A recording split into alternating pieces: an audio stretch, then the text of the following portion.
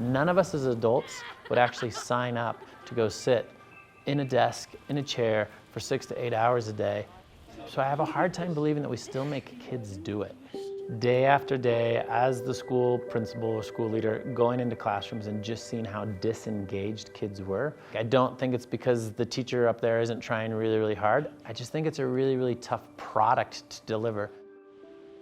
What if we actually made a noble attempt to try and get kids out of the school and return them to the community?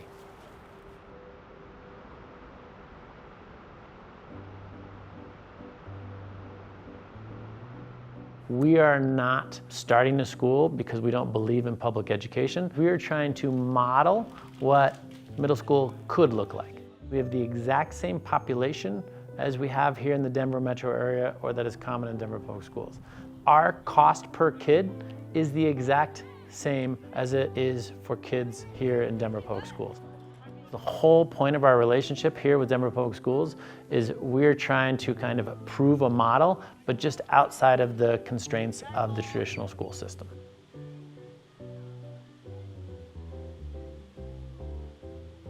I think it's been really interesting to just begin a conversation with an organization and kind of say, look, we're really, really interested in working with you.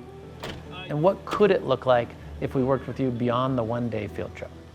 When we are outside doing experiential learning, kids are seeing how adults and humans interact with what they're learning about and how it fits into their lifestyle. They can immediately see the impact of what they're learning and how it will affect them and their communities in the future.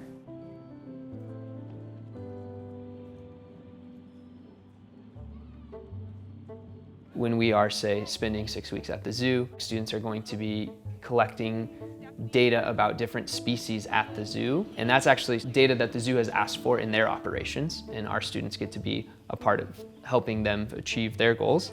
But it also is a chance for students to collect and analyze data, which is, I think, right at the crossroads of math and science. And anytime students are identifying a species, it actually ties really closely to language arts, which might not be what people would expect, but it's opportunities for them to make a claim, provide evidence, explain their reasoning. Reading, writing, math, incredibly important. Our kids have to have those skills. While we know there's opportunities to learn those in the community with our community partners, we actually know it's very important to have some intentional time here in the school. Kids walk into the school and with that mindset that this is the moment when I need to be learning kind of the traditional academic piece.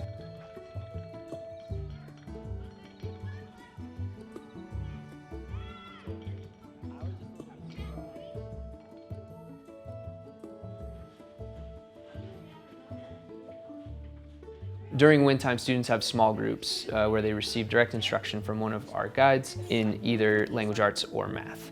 And we kind of like to think of that as like high dosage tutoring. Also during that time, students are engaging in tasks that have been assigned to them by one of their guides. Students get to plan their own schedules and sort of self-select. They started to learn like, oh, this is what works best for me or how I can self-manage my time. Those are skills that are going to be lifelong. We think it's actually more important for them to learn how to learn than to check off the boxes of learning every discrete skill along the way.